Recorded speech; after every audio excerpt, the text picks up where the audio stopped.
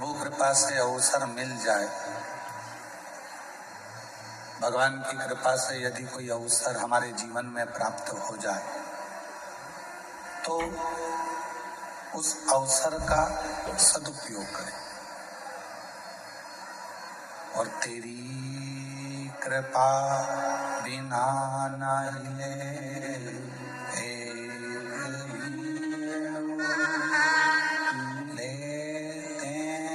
श्वास, कृपा से बखान क्या करूं मैं राखों तेरे का, चपटी भगोर में खजाना कुबेरा, मोती ज्वार ओंकार तू, भोले ओंकार आयो शरण तिहारे, शंभु तार यदि मानव का शरीर मिला है और उस मानव के शरीर में कोई अवसर अच्छा मिला है तो कर लो।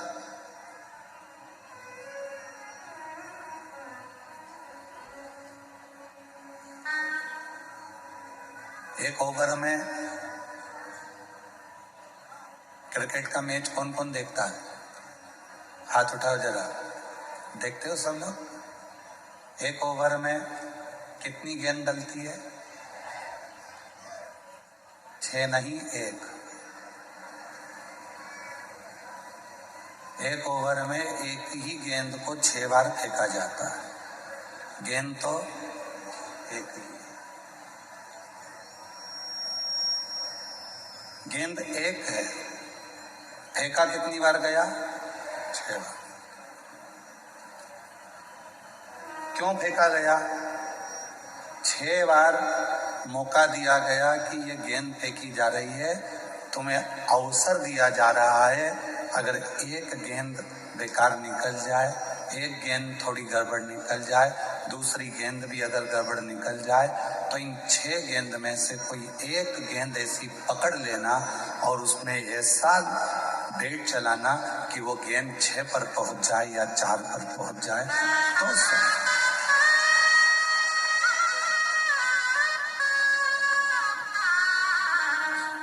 अवसर दिया।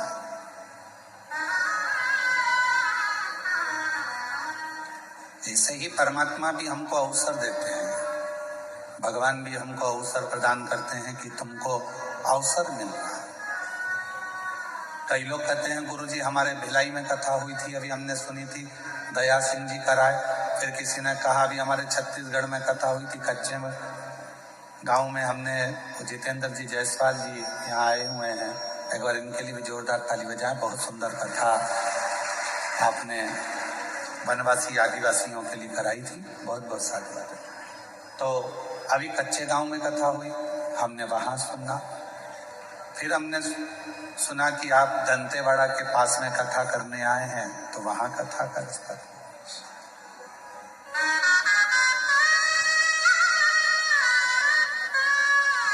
आपकी कथा इतने आसपास में हमको मिल जाती है, ये प्रभु की कृपा है। क्यों मिलती है? कोई कोई प्रदेश तो ऐसे हैं कि जो इस कथा के लिए तरस रहे, कोई कोई क्षेत्र ऐसे हैं जो इस कथा को पाने के लिए अथक प्रयास कर कर बैठे हुए, अथक प्रयास।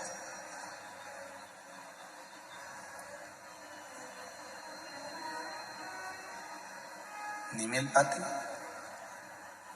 आपके आसपास में यदि कथा पहुंच रही है, शिव महापुराण की कथा ये कुबरेश्वर धाम सीहोर से चल के यहाँ तक आ रही है, तो समझना मेरे बाबा भी 6 गेंद जैसा तुमको मौका दे रहे हैं कि किसी भी एक गेंद पर तुम छक्का चौका लगा लो, अवसर पाने पर थोड़ा आगे बढ़ो। ये अवसर दिया है। और तेरी कृपा बिना नहीं ले एक भी अणु, लेते हैं श्वास कृपा से तनु। ये अवसर परमात्मा देता है, और जो ये अवसर अपने को मिला है, इस अवसर का सदुपयोग होना चाहिए।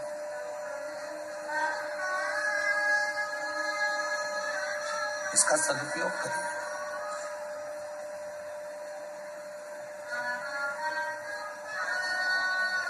भगवान पर इतना विश्वास, भगवान पर इतना भरोसा, इतनी दृढ़ता परमात्मा के चरणों के प्रति धारण कर लो कि परमात्मा आपकी जिंदगी के सारे दुखों को समाप्त कर दे। इतना भरोसा परमात्मा की प्रति कर लो। शंभु शंभु, इतना भरोसा परमात्मा के प्रति कर लो कि परमात्मा आपके दुखों को समाप्त कर दे, कष्टों को मिटा दे।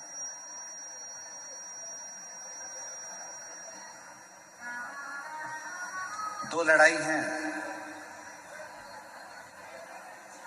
एक मैदान में लड़ाई होती है और एक अपने मन में लड़ाई होती है। जम के बोलो, कहां कहां पर हो रही है? जम के बोलो। एक हो रही है मैदान में, एक हो रही है अपने मन में। दो लड़ाइयां हैं, एक मैदान की लड़ाई है और दूसरी मन की लड़ाई है।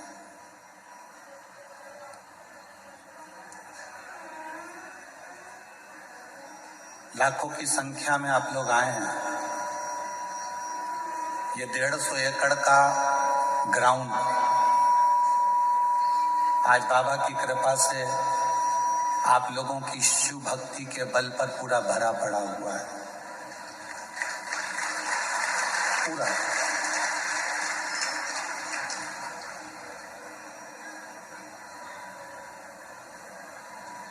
पंडालों में जगह नहीं है, टेंटों में जगह नहीं है। लोग अपना छाता, चादर जो ला सकते हैं वो लेकर आए हैं और उसको लगा लगा कर बैठे हैं।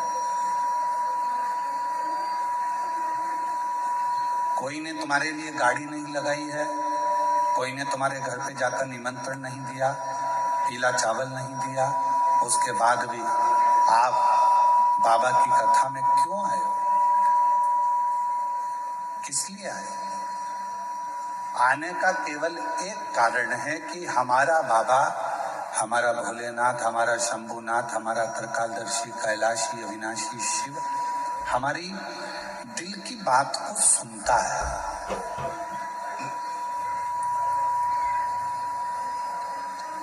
हमारा शंभु, हमारा शंकर, हमारा भोलेनाथ, हमारा उघड़दानी त्रिकालदर्शी हमारे मन की बातों को श्रवण करता है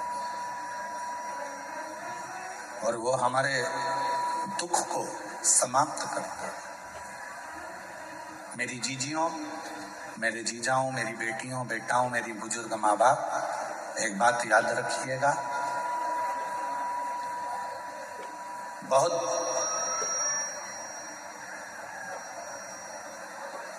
आवाज नहीं आ रही है कि एलईडी नहीं चल रही है?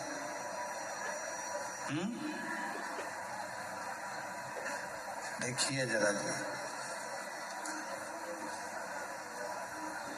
मेरा शिव, मेरा शंकर, मेरा ओघड़दानी, मेरा शंभु, मेरा त्रिकालदर्शी, मेरा कैलाशी, अविनाशी,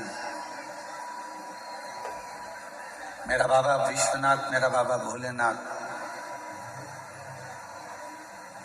यदि कृपा करना वाला होता है तो ही आपको अपने नजदीक में लाता है, वरना लाता ही नहीं,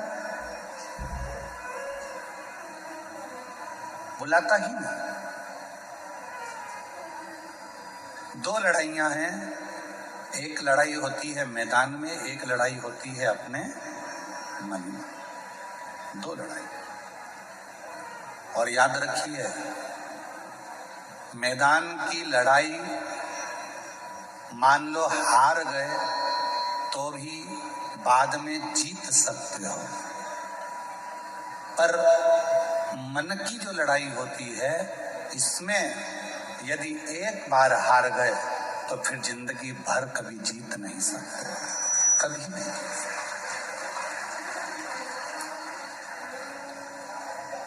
इसलिए निवेदन है आप सभी से कि इस मैदान की लड़ाई को जीतना सरल है, मैदान की लड़ाई को लड़ना सरल है। मैदान की लड़ाई में हार भी गए तो वापिस जीत सकते हो, पर मन की लड़ाई को आप एक बार यदि हार गए तो जीत नहीं पाओगे, फिर आप जीत नहीं सकते, फिर आप जीत नहीं पाओगे। इसलिए मन से मत हारो। कई बेटे कहते हैं गुरुजी, हम जिन टीचर के यहाँ पर कोचिंग में जाते हैं, हम जहाँ पर हमने कोचिंग कर रखी है, हम जहाँ पढ़ाई करते हैं, वो हमको कह रहे थे कि तुम्हारे बस का नहीं है, तुम ये नीट क्लियर नहीं कर सकते, तुम्हारे बस का नहीं है, तुम ये नीट क्लियर नहीं कर सकते। अब आप गुरुजी बताओ, क्या मैं ये नीट की पढ़ाई करूं ना करूं? क्या दूसरा कोई एग्जाम देना चालू करूं या दूसरा कोई लक्ष्य पकड़ूं? हमने उस बेटे से कहा कि तुम्हारा दिल क्या कहता है? कहा गुरुजी, लोग कहते हैं कि बहुत कठिन है, घर के लोग भी कह रहे हैं बहुत कठिन है, और मेरे दोस्त भी कह रहे हैं बहुत कठिन है, टीचर कह रहे हैं कि ये नीट का एग्जाम तो क्लियर नहीं कर सकता, कठिन है। तो अब आप बताओ कि मैं नीट का एग्जाम दूं कि नहीं दूं, मैं नीट की पढ़ाई करूं कि नहीं करूं? हमने कहा बेटा, अगर दूसरे के कहने पर तुम अपनी जिंदगी का निर्णय कर रहे हो तो समझ लेना कि तुम दुनिया में एक दिन धोखा खाकर बैठोगे और जिंदगी में कभी ऊपर नहीं चढ़ सकते। अगर दूसरे के कहने पर तुम अपनी जिंदगी खराब कर रहे हो, दूसरे गला पकड़ रहा है भाई, दूसरे के कहने पर तुम अपनी जिंदगी खराब कर रहे हो। दूसरे ने कह दिया कि तुम ये पढ़ाई मत करो, नहीं करी। दूसरे ने कह दिया तुम ऐसा मत करो, तुमने वैसा कर लिया। दूसरे ने कहा तुमने ये कर दिया, ऐसा मत करो, वैसा कर लिया। दूसरे के कहने पर नहीं, स्वयं पर निर्भर होकर, स्वयं पर जागरूक होकर, स्वयं विचार कर कर अपनी जिंदगी स्वयं जिए। हमारे यहाँ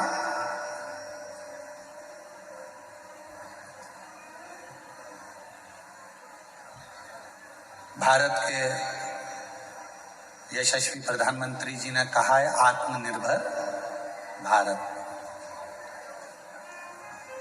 क्या कहा है? जम के बोलो, जम के जरा। आत्मनिर्भर भारत कब बनेगा? कब बनोगे आप आत्मनिर्भर? दूसरा कहेगा, उसके कहने से क्या आप आत्मनिर्भर बन सकते हो? दूसरा कुछ बोलेगा तो क्या उसके बोलने से आप आत्मनिर्भर बन सकते हो? नहीं। अपनी मेहनत से, अपने परिश्रम से, अब अपने बल पर आत्मनिर्भर बन सकते। दूसरे ने कहा कि नीट की एग्जाम मत दे, तेरे बस की नहीं है, तुमने नहीं दी। दूसरे ने कहा तुम इंजीनियर नहीं बन सकता। दूसरे ने कहा तुम ऐसा नहीं कर सकते। दूसरे ने कहा तुम ऐसा नहीं कर सकते। दूसरे ने बोला तुम ऐसा नहीं कर पाओगे, और तुमने छोड़ दिया।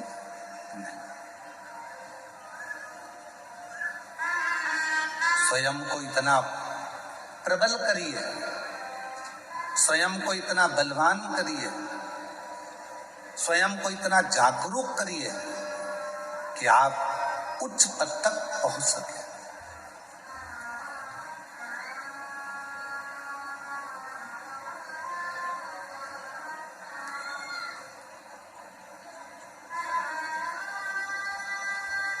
थर्टी फर्स्ट आने वाला है,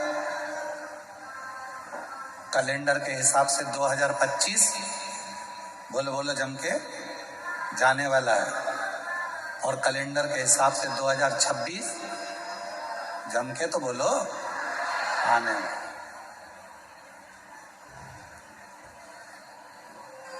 क्या करना है 31 पे? क्या करना है 2026 के प्रथम दिन में? मान लो हमारा हिंदू नूतन वर्ष तो चैत्र से प्रारंभ होता है, फिर भी आप अगर कैलेंडर से भी अगर आप मना रहे हैं तो कैसे नए वर्ष की शुरुआत कैसे करी जाए, पुराने वर्ष को कैसे विदा करा जाए? केवल नशा कर कर नहीं, नशा कर कर नहीं। नए वर्ष की शुरुआत दारू के नशे से नहीं, नए वर्ष की शुरुआत होटल से नहीं, नए वर्ष की शुरुआत मदिरा के नशे से नहीं, नए वर्ष की शुरुआत गांजे के नशे से नहीं, नए वर्ष की शुरुआत किसी भी फालतू नशे से नहीं, नए वर्ष की शुरुआत शंकर जी को चढ़े हुए एक लोटे के जल को पीकर प्रारंभ करी है, तुम्हारी जिंदगी सार्थक है। नए वर्ष की शुरुआत शिव से चालू करी, नए वर्ष की शुरुआत भगवान शंकर को एक लोटा जल समर्पित कर कर, नए वर्ष की शुरुआत भगवान शंकर का गुणगान कर कर, नए वर्ष की शुरुआत भगवान का स्मरण कर कर, नए वर्ष की शुरुआत भगवत भजन कर कर, वहां से प्रारंभ करें।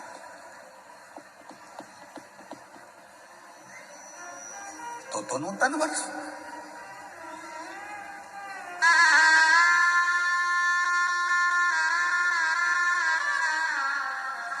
अपने माता पिता को नमन कर कर, अपने माता पिता को प्रणाम कर कर, अपने माता पिता को कुछ अच्छा उपहार देकर, अपने माता पिता को नमन कर कर अगर आप नूतन वर्ष की शुरुआत करते हैं तो आपकी जिंदगी सार्थक होती है।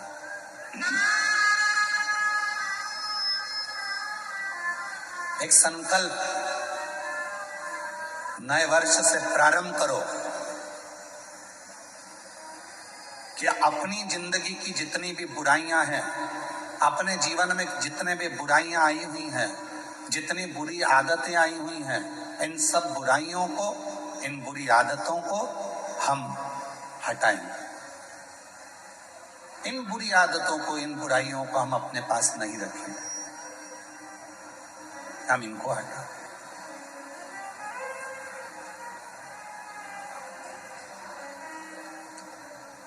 अब एक बात आपसे पूछते हैं, उत्तर दीजिएगा जरा सब। नागपुरा की मेरी जीजियों, नागपुरा के मेरे जीजाओं, नागपुरा की मेरी बेटियों बेटाओं, मेरे बुजुर्ग माता पिता, बड़े प्रेम से उत्तर दीजिएगा जरा, सावधानी से।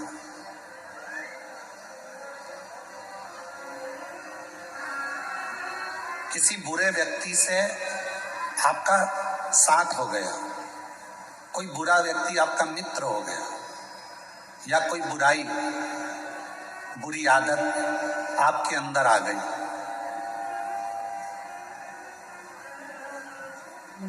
तो वो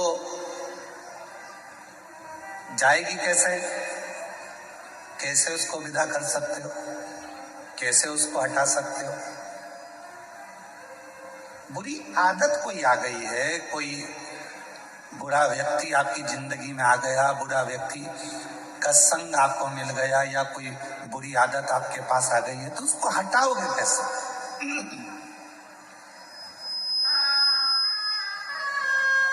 उसके लिए शिव महापुराण की कथा में एक बड़ा सुंदर उपाय बताया, और प्रैक्टिकल करके देखना। एक कांच का गिलास लो, उस कांच के गिलास में थोड़ी हल्दी या कोई रंग घोल लो पानी के गिलास में, और आप उसको घोलने के बाद में पूरा रंगीन पानी हो गया, उसको नल के नीचे ले जाकर लगाओ, उसमें धीरे धीरे पानी जाना चालू हो जाता है, तो जो रंग वाला पानी है वो निकलना चालू हो जाता है, रंग वाला पानी बाहर निकल जाता है।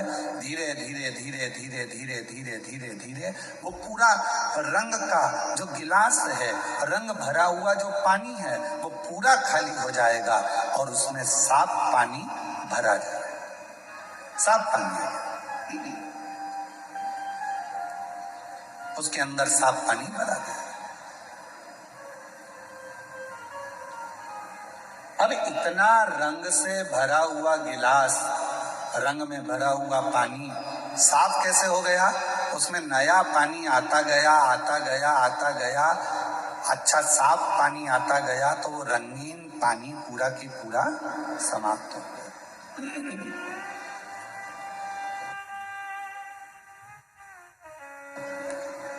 वो पूरा की पूरा पानी समाप्त हो गया। उसी तरह शिव महापुराण की कथा भी कहती है, बुरे लोगों का संग हो गया, कोई बात नहीं। बुरी आदत तुम्हारे अंदर आ गई, कोई बात नहीं। इस बुरे लोगों के संग को और बुरी आदत को हटाओगे कैसे, मिटाओगे कैसे? तो कहा किसी अच्छे व्यक्ति का संग पकड़ लो और अच्छे व्यक्ति का संग पकड़कर सत्संग करना प्रारंभ कर दो, तो बुरे व्यक्ति और बुरी आदत अपने आप धीरे धीरे समाप्त हो जाए। वो बुरी आदत भी चले जाएगी, बुरे विचार भी चले जाएंगे और बुरा व्यक्ति भी चला जाएगा। अच्छों का संग। और मत बुरे कर्म कर बंदे, वरना पछताएगा, भगवान से बच नहीं पाएगा, तू बच नहीं पाएगा। अरे ओ अज्ञानी मत करना नारी, अरे ओ अज्ञानी मत करना नारी।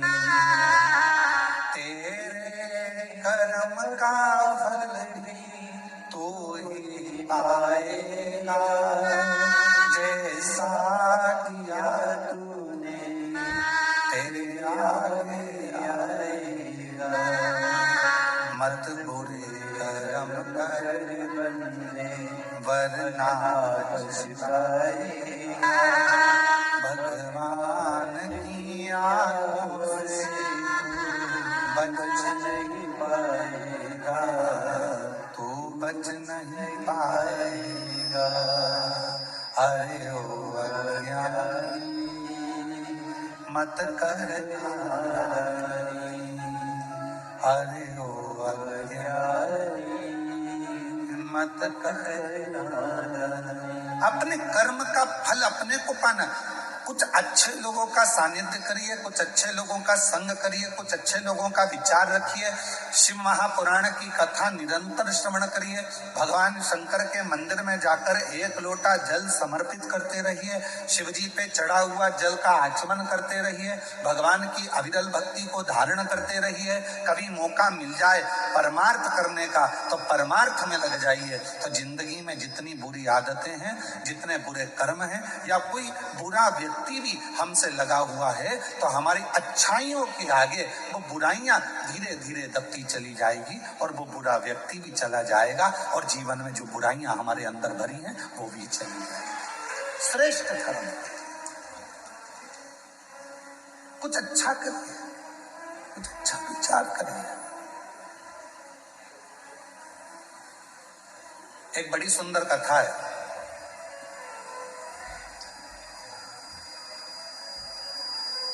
शिव महापुराण की बड़ा सुंदर और रोचक कथा है हमारी। एक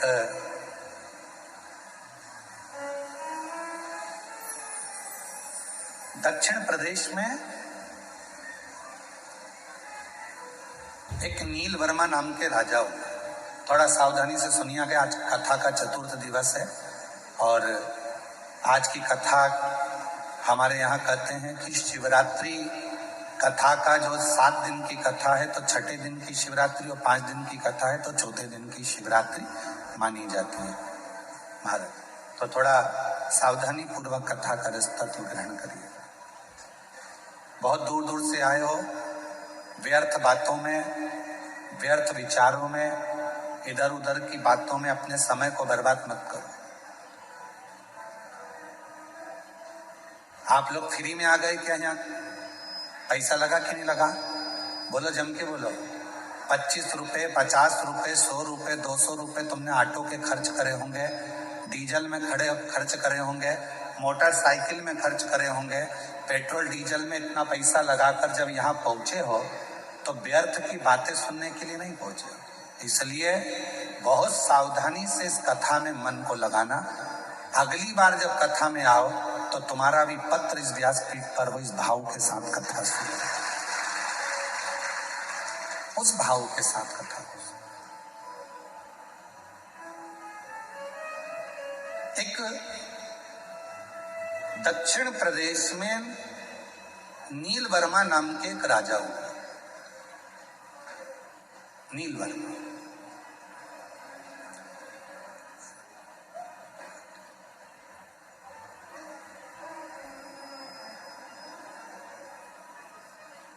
क्षेत्र का निरीक्षण करते थे, राज्य का पालन करते थे, और उस राज्य के पालन में एक दिन वो मृगा करने के लिए वन गमन को गए, शिकार करने के लिए गए।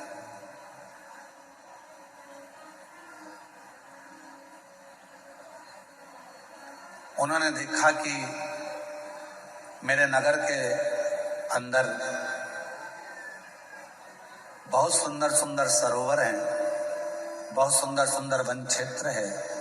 उस वन क्षेत्र में जब वो भ्रमण करते करते करते करते करते पहुंचे तो उन्होंने एक सरोवर देखा, जिस सरोवर के तट पर एक बहुत सुंदर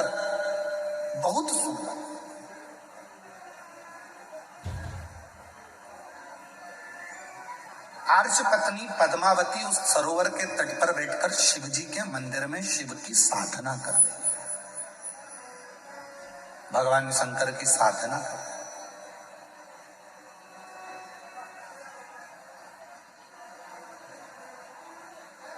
और शिव महापुराण की कथा कहती है, मनुष्य की सुंदरता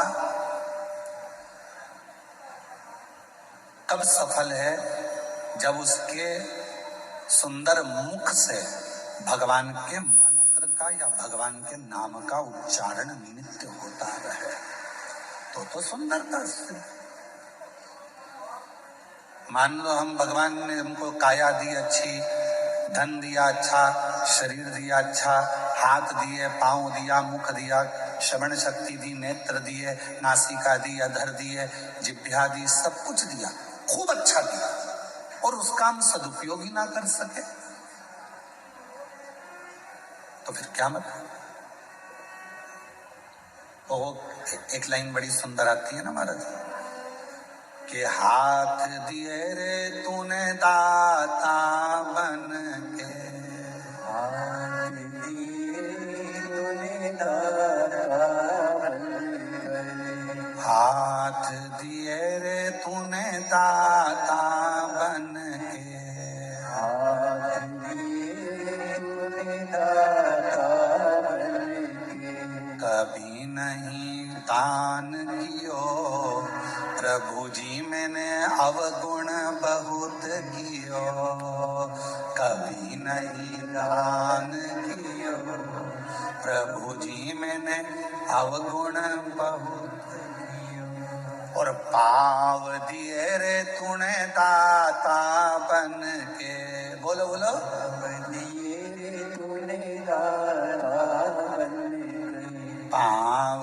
दिए रे तूने दाता बन के, पाव दिए रे तूने दाता बन के, कभी नहीं तीरथ कियो दयालु मैंने अवगुण बहुत कियो, कभी नहीं तीरथ कियो दयालु मैंने अवगुण बहुत कियो, मुख तो दिया रे तूने दाता बन के,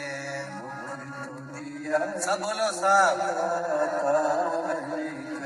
मुख तो दिया रे तूने दाता बन के, मुख और कभी नहीं भजन कियो दयालु मैंने अवगुण बहुत कियो।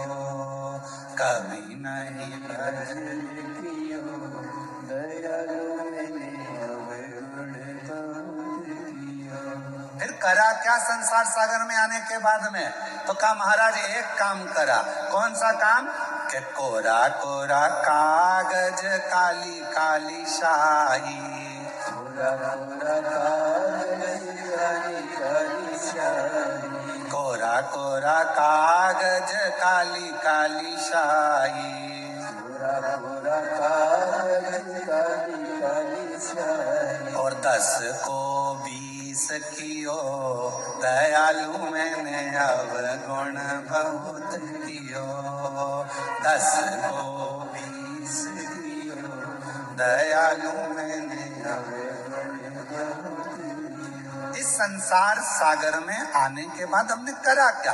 केवल एक छोटी दुकान थी, उसको बड़ा करा। छोटा मकान था, उसको बड़ा करा। घर में अलमारी एक थी, 2 करी। अलमारी 4 थी, 8 कर ली हमने।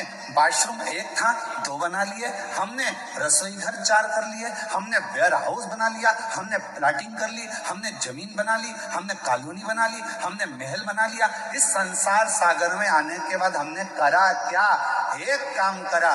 एक छोटी दुकान को बड़ी दुकान करा, एक छोटे मकान को बड़ा मकान करा, एक अलमारी को 2 अलमारी करा, एक अंगूठी को 4 अंगूठी करा, एक चेन को 4 हार करा। केवल बढ़ाया। क्या बढ़ाया? धन, संपदा, सत्ता, वैभव, प्रतिष्ठा बढ़ाई। पर भजन उतना की उतना ही रह गया। बढ़ना क्या था? भजन बढ़ता तो जीवन में ये सब कुछ अपने आप बढ़ते चले जाता। पर भजन कम हो गया और वैभव बढ़ गया। महाराज वैभव बढ़ा।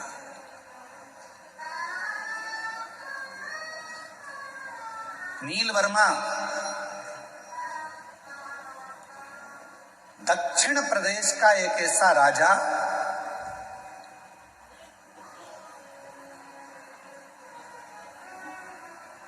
आर्षपत्नी पद्मावती को देखकर उसके मन में आया कि कितनी सुंदर स्त्री है, कितनी सुंदर।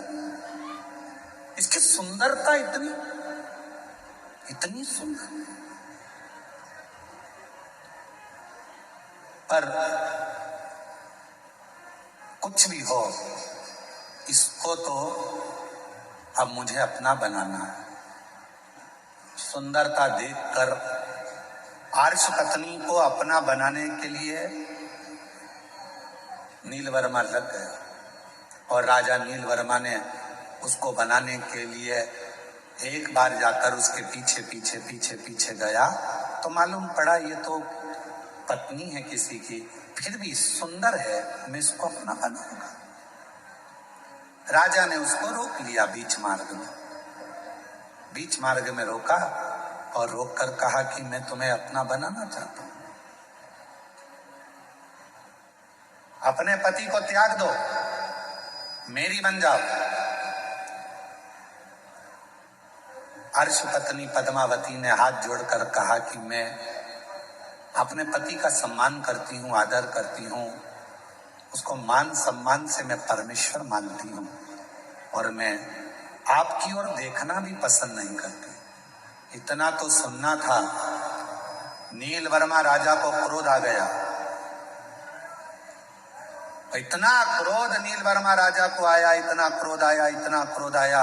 उस क्रोध के बल पर नीलवर्मा राजा ने विचार कर लिया कि अब जितने भी मंदिर हैं शंकर के सारे मंदिरों को मैं तोड़वा दूंगा।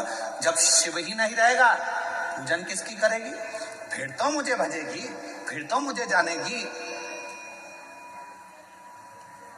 पर कौन बताए, लगन तुमसे लगा बैठे जो होगा देखा जाएगा, और तुम्हें अपना बना बैठे जो होगा देखा।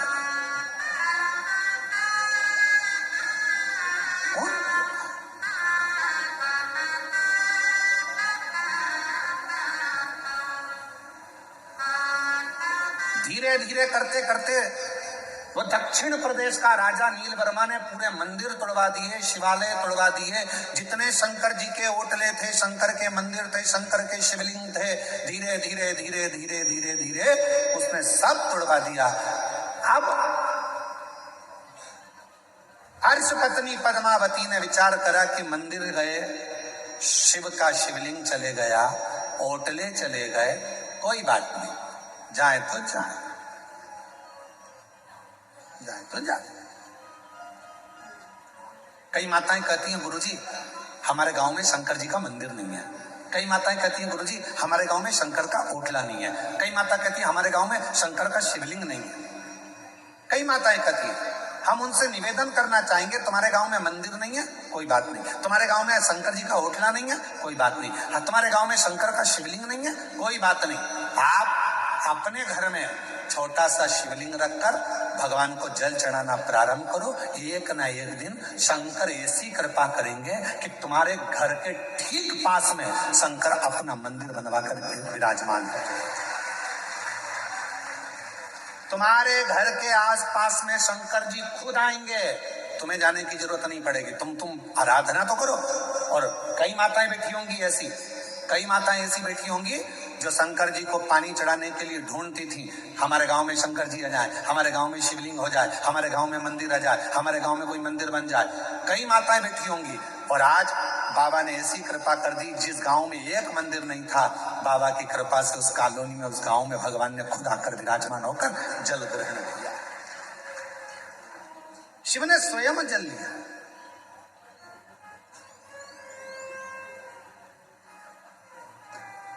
मेरा बाबा कहता है एक कदम चलो मेरी ओर, मैं 4 कदम चलूंगा तुम्हारी ओर। 4 कदम। तुम 1 लोटा जल मुझे देते हो, बाबा कहते हैं उस 1 लोटे जल से इतना वैभव मैं तुझे प्रदान कर देता हूं कि पूरी जिंदगी तुझे संभालने का बल अपने पास रखता है, पूरी जिंदगी। एक पत्र अच्छा है, देखिए।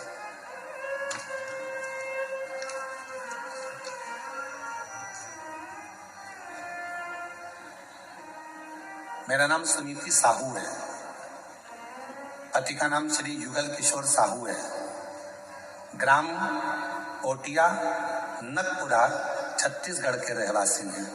कहीं बैठे हो तो हाथ हिला सकते हैं। आप ही हैं, आ जाइएगा, एक बार वापिस हाथ हिलाओ। मेरा नाम सुनीति साहू, आ जाइएगा। पति का नाम श्री युगल किशोर साहू, पता ग्राम कोटिया नकपुरा छत्तीसगढ़ की रहवासी। गुरुदेव के चरणों को नमन करती हूँ। आपके माध्यम से श्री पशुपति व्रत की महिमा की जानकारी नहीं मिली होती तो आज हमारे जीवन में यह अद्भुत चमत्कार न हुआ होता। मैं और मेरे पति हमेशा से ही सरकारी नौकरी के लिए प्रयास करते थे, परंतु हम दोनों के अच्छे पढ़े लिखे होने के बावजूद भी हमें कहीं सरकारी नौकरी नहीं मिल पा रही थी। हम दोनों की उम्र लगभग 40 वर्ष होने ही वाली थी। हम दोनों की उम्र लगभग 40 वर्ष होने ही वाली थी और हमने नौकरी की उम्मीद छोड़ दी थी। उसी समय हम दोनों ने 27 मार्च 2022 में हालेकोसा राजनांदगांव में कथा श्रवण की है। सुना था पंडाल में बैठकर जो मांगा जाता है वो बाबा देता है। पंडाल की मिट्टी को अगर सिर से लगाया जाता है तो वो भाग्य भी पलट देता है। वही की वही हमने करा। हालेकोसा की कथा में गए, वहां बैठकर 27 मार्च को हमने कथा श्रवण करी और वहीं से नियम ले लिया पशुपति नाथ का व्रत करूंगी। गुरुदेव, पशुपति नाथ के व्रत की महिमा आपके मुख से सुनी थी। मैंने 5 बार इस व्रत को रखा। इस व्रत को मैंने 5 बार रखा। तीसरी बार जब व्रत पूरा हुआ 2023 में, सावन का 2 माह पड़ा। पहले सावन में सपरिवार मंदिर में पूजा करके और बाबा की आराधना करी, तभी फोन के माध्यम से हमें खुशखबरी मिल गई कि मेरे पति की सरकारी नौकरी लग गई। मैं बाबा को प्रणाम करती हूँ। और गुरुदेव, आप कहते हो बाबा देता है तो छप्पर फाड़ कर देता है। उसी समय 2023 के दूसरे सावन में बाबा की ऐसी कृपा हुई कि मेरी भी सरकारी नौकरी बाबा ने लगा दी। मैं बाबा को प्रणाम करने के लिए यहाँ हूँ। आ जाइए।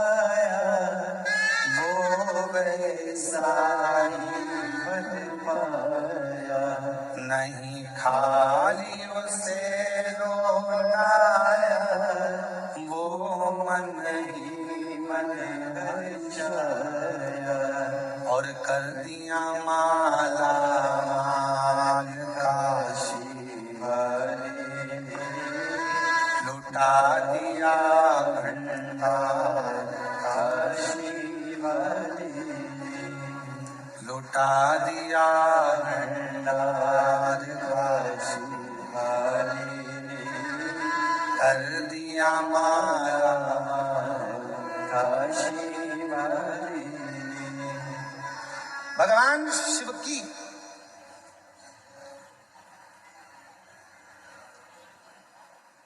हमारे बीच में किन्नर समाज से भी मेरी जीजियां आई हुई हैं। बहुत बहुत साधुवाद। आ जाओ 1 मिनट के लिए आप लोग। आपकी गुरु आई होंगी ना? हाँ, आ जाओ। इन लोगों को भी साधुवाद बड़ा भाव से।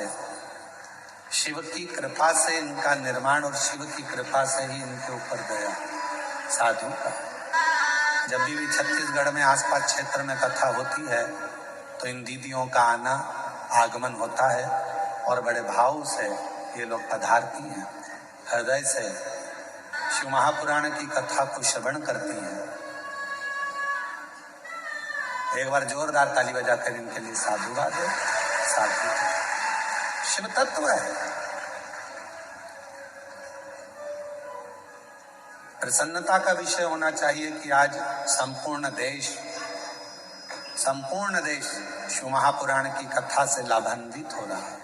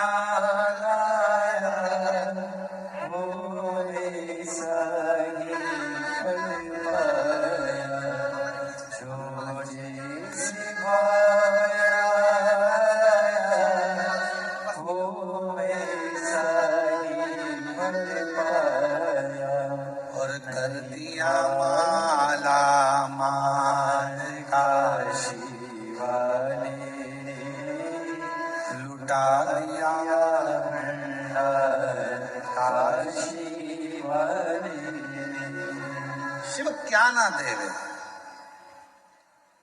कई लोग कहते हैं हमारे गांव में मंदिर नहीं है, कोई कहता है हमारे गांव में शिवलिंग नहीं है, कोई कहता है हमारे गांव में शंकर का ओटला नहीं है, कोई कहता है हमारे गांव में शिव प्रतिमा नहीं, शिवलिंग नहीं। मेरी जीजियों, निवेदन है, अपने घर में छोटा सा शिवलिंग रखकर उसकी आराधना करना प्रारंभ करो। धीरे धीरे धीरे धीरे अपने आप तुम्हारे गांव में, तुम्हारे मोहल्ले में, तुम्हारी कॉलोनी में, तुम्हारे नजदीक में शंकर का मंदिर बनकर ही रहेगा। शिव तुम्हारे करीब में आकर ही। अब भजो तो।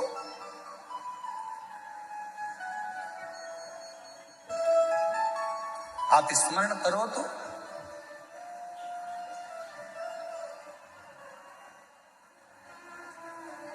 नील वर्मा ने सारे मंदिर तोड़वा दिए राजा ने, और राजा नील वर्मा ने सारे मंदिर तोड़वा दिए, शिवलिंग तोड़वा दिए, मंदिर हटवा दिए, होटलें हटवा दिए।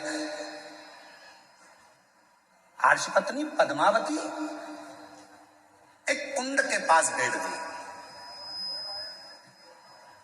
मिट्टी का पार्थिव शिवलिंग का निर्माण कर रही, पार्थिव शिवलिंग का निर्माण। और पार्थिव शिवलिंग का निर्माण करते करते करते करते वो आराधना में जो डूबी, साधना में डूबी, जो साधना में डूब गई, इतने में आ गया राजा नीलवर्मा। जैसे ही राजा नीलवर्मा आए, उन्होंने देखा कि ये पद्मावती तो वापिस शिव की आराधना में लग गई। अब शिवलिंग नहीं है, शिव प्रतिमा नहीं है, मंदिर नहीं है, होटलें नहीं है, शंकर का कहीं शिवलिंग नहीं है, तो इसने तो पार्थिव लिंग का निर्माण करना प्रारंभ कर दिया। पार्थिव लिंग का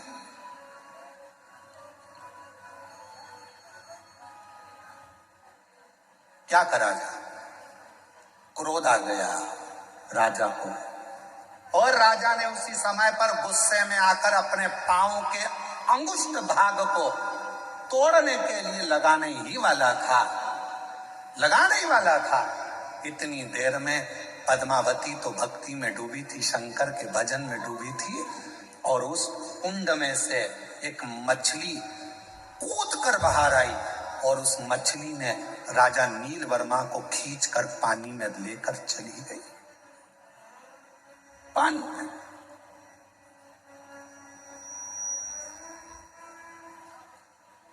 जैसे ही वो मछली अंदर लेकर गई, राजा का शरीर एक डुबकी लगाकर वापस बाहर आया तो शरीर था तो ठीक, पर जब राजा अपने घर पर गया तो शरीर कंपायमान होने लगा, कंपित होने लगा, शरीर में कंपन उत्पन्न होने लगा। राजा सही से खड़े भी नहीं हो सकता था, राजा बैठ भी नहीं पा रहा था, चल नहीं पा रहा था। पूरे नगर में सूचना हो गई कि राजा ने शंकर भगवान का ऐसा अपमान करा है, शिव का ऐसा अपमान करा है कि राजा का शरीर अब कंपायमान हो रहा है, राजा का शरीर श्रेष्ठ नहीं है। मेरी जीजियों, मेरे जीजाओं, मेरी बेटियों, मेरे बेटाओं, मेरे बुजुर्ग माँ बाप, एक बात को याद रखना, बन सके तो जिंदगी में थोड़ा अच्छा करने का प्रयास करो। कोई मंदिर का निर्माण हो रहा है, उसमें हाथ बढ़ाकर काम करने का प्रयास करो। अपने यहाँ कोई अच्छा कार्य हो रहा है, उसमें थोड़ा सा आगे बढ़कर सहयोग करने का प्रयास करो। अपने गांव में कथा हो रही है तो उसमें हाथ बढ़ाकर आगे बढ़ाने का प्रयास करो कि हमारे नगर में, हमारे गांव में, हमारे क्षेत्र में कथा हो रही है, कम से कम शिव ने कृपा तो करी, जो यहाँ कथा हो रही है थोड़ा आगे बढ़कर उसमें प्रयास करो कि भगवान ने अगर तन अच्छा दिया है उसको लगाओ, मन अच्छा दिया है उसको लगाओ, धन अच्छा दिया है उसमें से एक पंखड़ी कथा में लगाने का प्रयास करो, मंदिर में लगाने का प्रयास करो। और अगर ये भी नहीं कर सकते हो तो कम से कम वहां जाकर प्रेम से उसकी आनंदता कर दो कि बहुत अच्छा काम कर रहे हो, बहुत बढ़िया काम कर रहे हो। पर इतना याद रखना, हाथ बढ़ाना पर कोई धार्मिक आयोजन हो रहा हो तो उसमें अपनी टांग मत अड़ाना। हाथ बढ़ाना पर अपनी टांग मत अड़ाना। क्यों?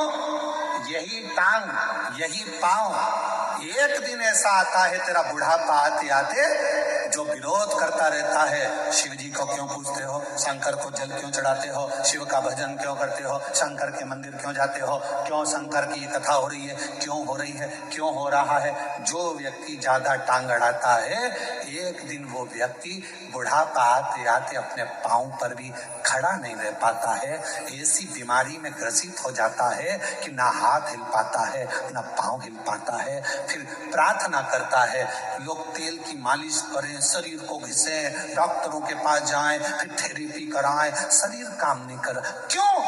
हमने शरीर का सदुपयोग नहीं करा। सदुपयोग करें और मत बुरे कर्म कर बंदे वरना पछताएगा, भगवान की आंखों से तू बच नहीं पाएगा, तू बच नहीं पाएगा। और कई कई जीव ऐसे भी होते हैं जो भगवान भजन में डूबे रहते हैं, सत्संग में डूबे रहते हैं, कथा में डूबे रहते हैं, संकीर्तन में डूबे रहते हैं, अच्छा काम करते हैं, मंत्र जाप करते हैं, तीर्थ जाते हैं, अच्छा भजन करते हैं, यज्ञ करते हैं, अनुष्ठान करते हैं, अभिषेक करते हैं, पूजन करते हैं, उसके बाद भी शरीर में रोग आ जाता है, उसके बाद भी शरीर कष्ट में हो जाता है, उसके बाद भी हाथ पैर कड़क हो जाते हैं, उसके बाद भी शरीर नहीं चल पाता है। तो कई लोगों ने पूछा कि ये तो अच्छा भजन करने वाला था, स्मरण करने वाला था, कीर्तन करने वाला था, तीर्थ करने वाला था, इसके साथ में ये प्रॉब्लम कैसे खड़ी हो गई? उसका कारण केवल इतना सा है, हमारे पूर्व जन्म का कोई पुराना कर्म रह गया था, वो कर्म आज हमको भोगना पड़ रहा है, उसको काटना है, उसको काटना है, उसको काटना। श्रेष्ठ कर्म।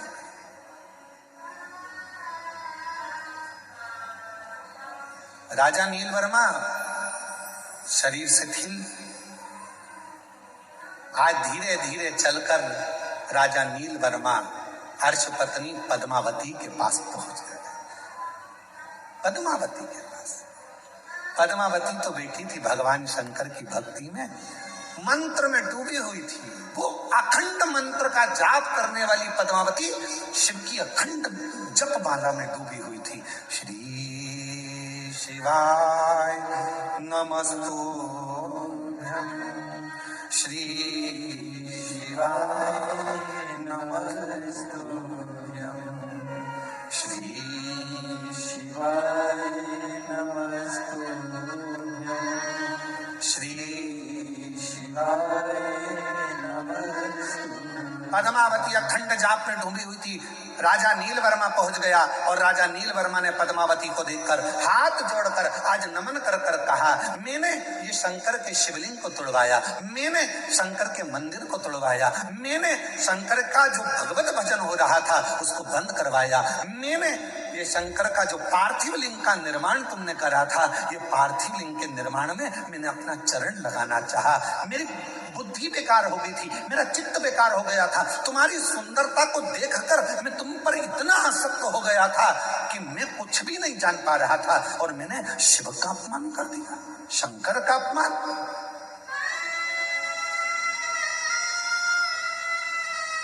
विनाश काले क्या बोलते हैं? विपरीत बुद्धि। विनाश काले विपरीत बुद्धि।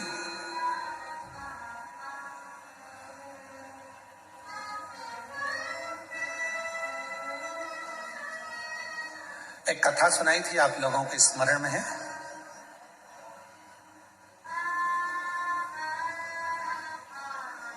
आप सब लोग कौशल प्रदेश के रहने वाले हो, राम जी के ननिहाल के हो। माता कौशल्या की एक कथा सुनाई थी पहले टीवी पर, आप लोगों में से कई लोगों ने सुनी होगी। लंका ने जो हरण, रावण ने जो हरण करा था वो कथा। मां कौशल्या, माता कौशल्या शिव जी की परम आराधना करती थी, भगवान शंकर की परम भक्त थी। और लंका के राजा रावण ने एक बार सारे ग्रहों को एकत्रित कर कर पूछ लिया था, बताओ ग्रह मेरी मृत्यु कैसे होगी। किसी ग्रह ने जो बताता था, राजा उस लंका का राजा रावण उस ग्रह को बंदी बना लेता था।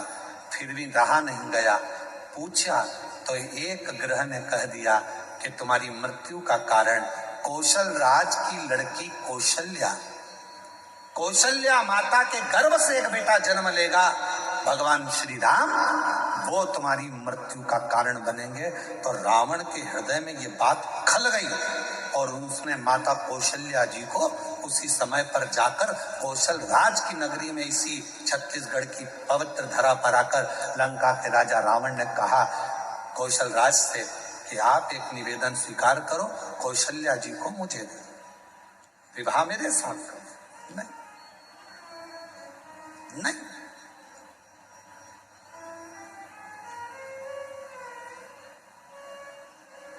नहीं दे सकते। कौशल राज ने मना कर दिया, मेरी बेटी शिव को मानती है, मेरी बेटी सुंदर है, अगर मेरी बेटी चाहे तो आपसे विवाह करे, मेरी बेटी आती होगी, आप उससे पूछ लो। लंका का राजा रावण माता कौशल्या को देखते हैं और इतनी सुंदर मां कौशल्या को देखकर कहते हैं कि आप मुझसे विवाह करो। कौशल्या जी कहती हैं कि विवाह, ये कथा हमने देवघर में श्रवण कराई थी सर, आप लोगों ने सुनी होगी। किस किसने सुनी थी, जरा हाथ उठाओ। सबने सुनी है? तो देवघर में कही थी ये कथा। कौशल्या माता ने कहा, हे लंकापति रावण, अगर तुम मुझसे विवाह करना चाहता है तो मेरी शर्त एक है, तेरी लंका में शंकर का शिवलिंग पहुंच जाएगा तो मैं तुझसे विवाह करूंगा। रावण गया शिवलिंग लेने, शंकर जी के पास जाकर शिवलिंग मांगा, लेकर जाने लगा, पर मां पार्वती जी नहीं चाहती थी कि ये शिवलिंग पहुंचे। भार उत्पन्न हो गया उस शिवलिंग में, लंका के राजा रावण ने पृथ्वी पर रख दिया।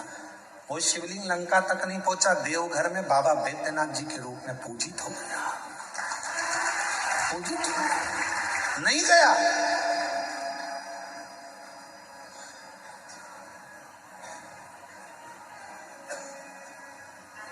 वो गया ही नहीं।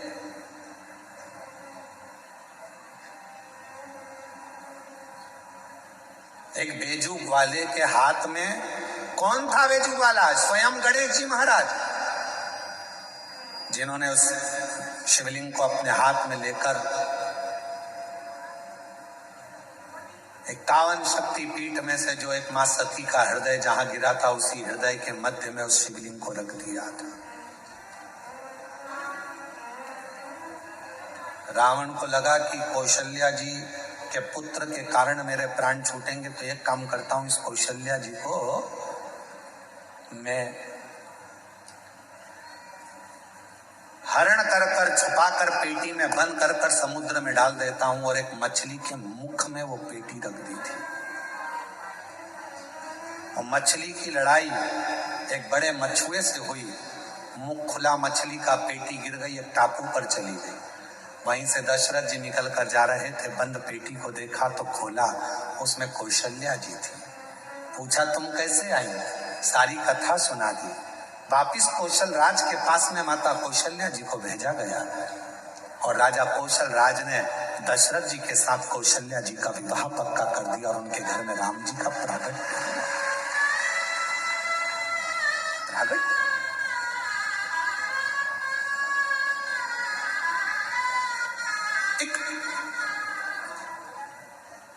हर्ष पत्नी पद्मावती के पास में राजा जाकर कहता है, राजा नीलवर्मा कहता है, अरे तुम इतनी सुंदर थी कि तुम्हारी सुंदरता के चक्कर में मैंने शिव का अपमान कर दिया। सुंदरता के और विनाश काले विपरीत बुद्धि, विनाश काले विपरीत बुद्धि। जब समय पलटी मारता है तो बुद्धि भी अपने आप विपरीत होती चली जाती है।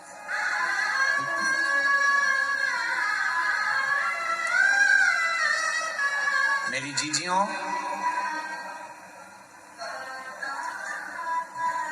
बुराई किसकी होती है संसार में? जम के बोलो।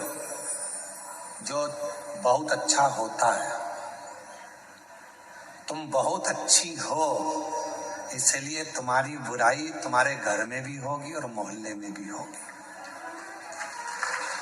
तुम बहुत अच्छे हो तो तुम्हारी बुराई ऑफिस में भी होगी, दुकान पर भी होगी, व्यापार में भी होगी।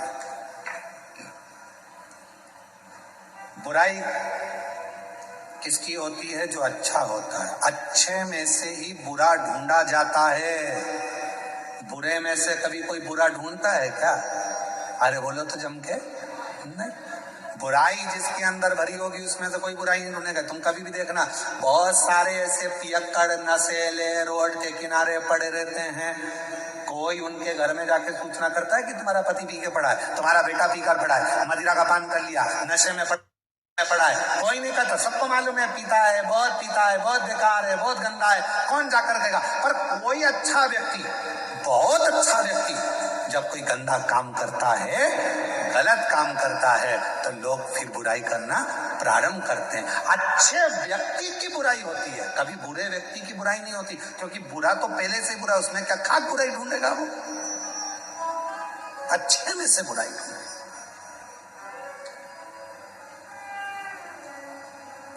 तुम्हारी देवरानी अगर तुम्हारी बुराई करे तो समझ लेना तुम बहुत अच्छी हो। तुम्हारी जेठानी बुराई करे तो समझ लेना तुम एकदम जोरदार हो। तुम्हारी सास तुम्हारी बुराई करे तो समझ लेना कि तुम दुनिया की सबसे अच्छी बहू हो। और अगर बहू बुराई करे सास की तो समझ लेना तुम ओल्ड इज गोल्ड, एकदम मस्त सास हो, बहुत अच्छी सास हो। क्यों चिंता करना?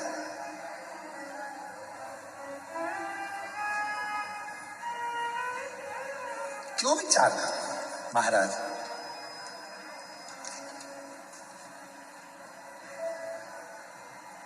नील वर्मा राजा ने हाथ जोड़ दिए, गलती हो गई है मुझसे, क्षमा कर दो, बहुत बड़ी गलती हो गई मुझसे, क्षमा कर दो, क्षमा कर दो। आज अर्श पत्नी पद्मावती तप करते करते करते करते, शिव की आराधना करते करते उसकी आंख में से आंसू बह गया, अश्रु।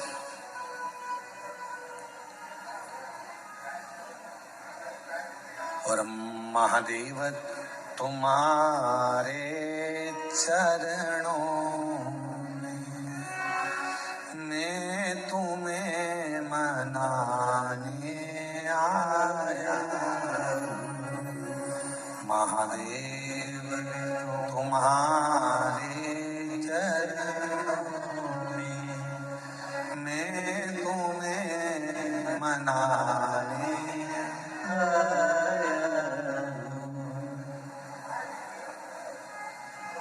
हे शिव, हे शंकर, हे उघड़दान,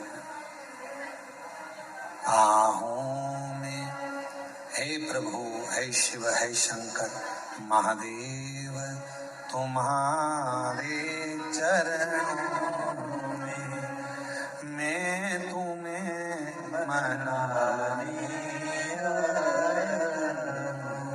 पूजा की कोई वस्तु ही नहीं, पूजा की कोई वस्तु नहीं, नयन अश्रु चढ़ाने आया, नयन अश्रु चढ़ाने आया। महादेव तुम्हारे चरणों में, महादेव तुम्हारे चरणों में, भोले बाबा तुम्हारे चरणों में, भोले बाबा बोलो बोलो तुम्हारे चरणों में मैं तुम्हें रिझाने आया, मैं तुम्हें रिझाने आया। प्रभु विनय सुनाने आया, प्रभु विनय सुनाने आया। रो दी पद्मावती, रो दी, आंख से आंसू बहने लगे, नैनों से नीर बहने लगे, नीर।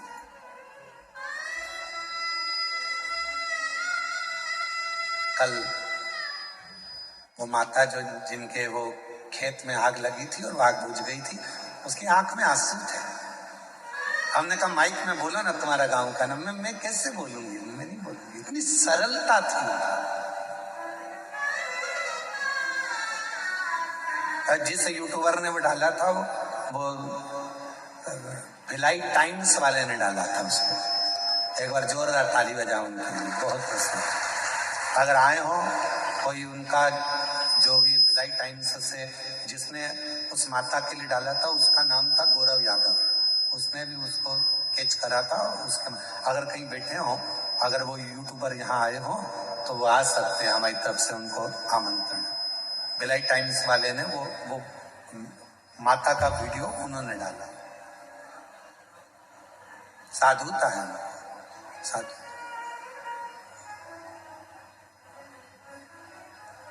शिव कथा कर रही, भगवान शंकर का पवित्र चरित्र करा। नैनों से नीर बह रहा था, पद्मावती की आंख से आंसू बह रहा था। शिव कथा कहती है, शंकर का भक्त जब रोता है तो उसका अश्रु भी शिव का ही एक प्रतिबिंब बन जाता है और वो जगत का कल्याण कर देता है। अगर प्रेम से रो रहा है शंकर का भक्त, यदि शिव को रिझाने के लिए, शिव को मनाने के लिए, शंकर की भक्ति के लिए, शंकर का अनुमोदन के लिए, शंकर को प्राप्त करने के लिए, शंकर की अविरल भक्ति में अगर कोई शंकर का भक्त रोता है तो उसका अश्रु भी शिव का प्रतिबिंब बन जाता है। और यदि शंकर का कोई भक्त जिसको कोई परेशान करता है, त्राण देता है, गाली देता है, अपशब्द कहता है, ताने देता है, और शिव के भक्त की आंख में यदि आंसू आ जाते हैं तो वो प्रलय ला देता है, वो पूरा तांडव मचा देता है। अश्रु होता है, दोनों अश्रु, दोनों अश्रु।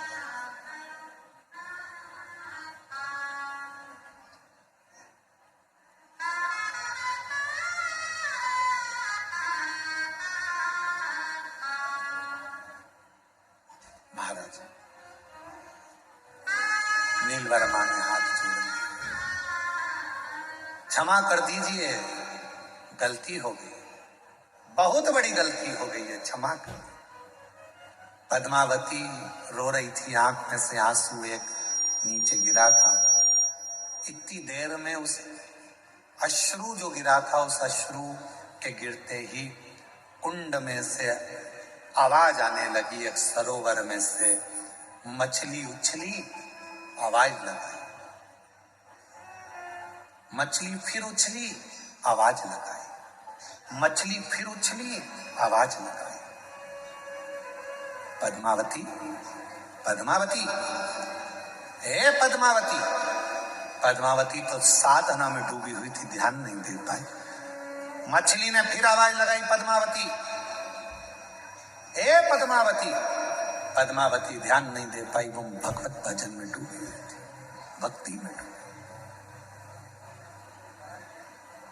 आखिरी में जब आवाज लगाई, मछली फिर उछली पानी में से।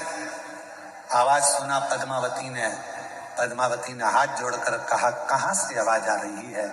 मछली में से आवाज आई, पद्मावती, जिस शिव की तू आराधना कर रही थी, आज वही मैं शिव इस मछली के प्रतिबिंब स्वरूप में यहां विराजमान हूं। इस मछली के प्रतिबिंब।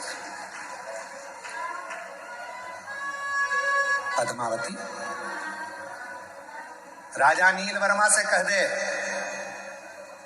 उसने इस कुंड में जो तू शिवलिंग का विसर्जन करी थी, उसमें पांव लगाने का प्रयास करा था। इसी कुंड में राजा से बोल स्नान करे। स्नान करेगा, उसके शरीर का रोग पूरा मिट जाएगा, पूरा रोग। पद्मावती ने कहा नील वर्मा राजा से, राजन इस कुंड में स्नान कर लीजिए, जाओ स्नान करो। नील वर्मा राजा जैसे उस कुंड में प्रवेश करा, निकलकर जब बाहर आया, पूरा शरीर राजा का अच्छा हो गया। पद्मावती के चरणों को प्रणाम कर लिया। मैं नहीं जानता था कि शिव भक्ति में इतना बल होता है कि शंकर भी मछली का प्रतिबिंब धारण कर प्रकट होता है। शिव भी मछली का प्रतिबिंब धारण कर प्रकट होता है। पूरे विश्व में, पूरे भारत की भूमि पर कहीं ऐसा मंदिर नहीं है जहां शंकर भगवान मछली के रूप में पूजाते हैं। तमिलनाडु में, दक्षिण में आज भी शंकर का एक ऐसा मंदिर है जहां शंकर के शिवलिंग की जगह पर एक मछली की मूर्ति रखाती है और जिसको पूरे लोग शिव मानकर पूजन करते हैं। जहां वो कुंड विराजमान है, जिस कुंड में स्नान करने के बाद काया का रोग समाप्त हो जाता है। आज भी तमिलनाडु में मंदिर है, आज भी विराजमान। शिव, पशु के शिव, पक्षी के शिव, सबके शिव है, सबके है।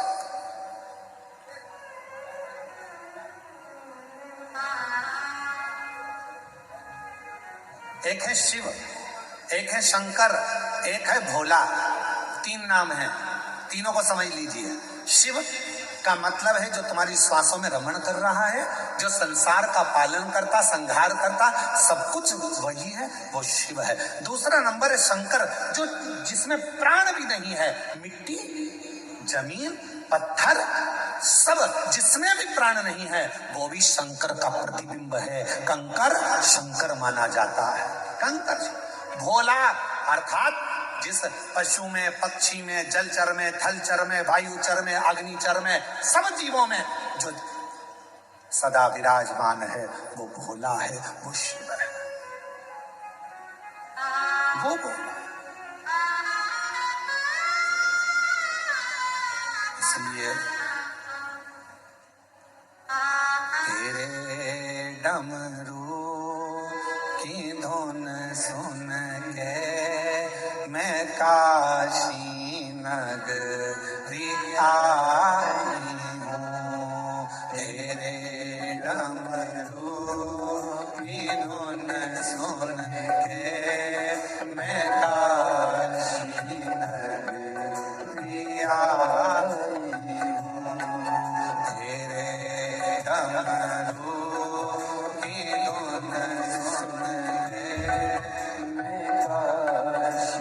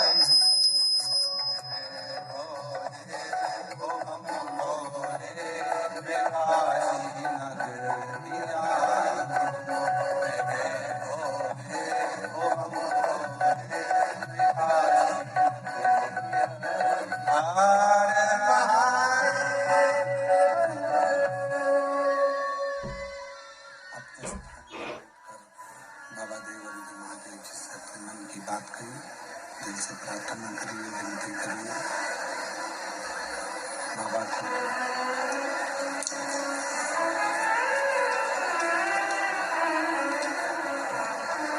अपने मन का भाव कहो, शंभु शंभु शंभु।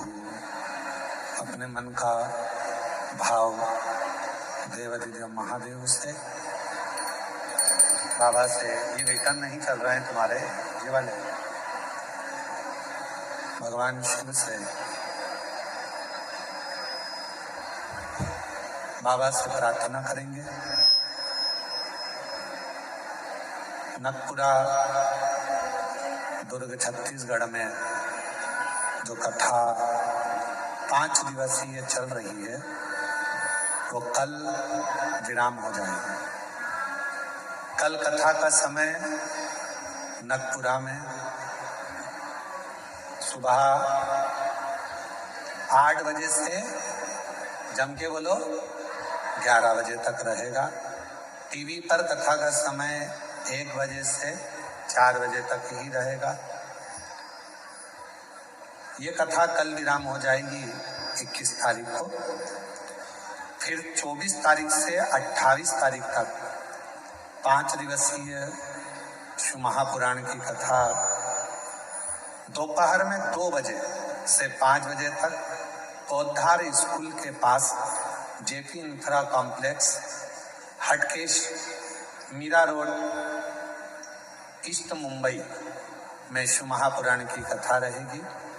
5 दिवसीय कथा रहेगी जो 24 से 28 तारीख तक दोपहर में 2 बजे से 5 बजे तक रहेगी। भाव से उस कथा का लाभ 24 से 28 दिसंबर तक आप और हम श्रवण करेंगे। फिर 4 जनवरी से 10 जनवरी तक सूरत गुजरात में कथा रहेगी। 16 जनवरी से 22 जनवरी तक बड़ौदा गुजरात में कथा रहेगी। 5 फरवरी से 9 फरवरी तक नांदेड़ महाराष्ट्र में कथा